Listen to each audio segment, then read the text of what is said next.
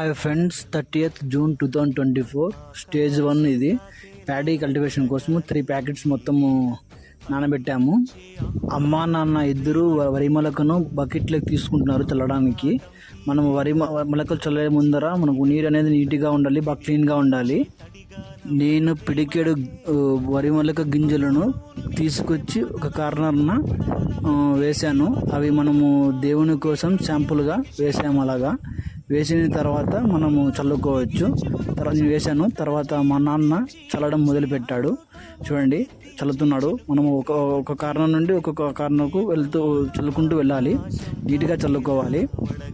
చూడండి ఏ విధంగా చల్లుతున్నాడు మా నాన్న.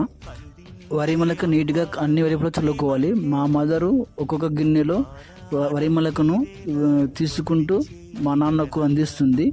మా నాన్న చల్లుతున్నాడు. మీలో ఎంతమంది వరి మొలక ఈ సీజన్లో చల్లారు కామెంట్ చేయండి.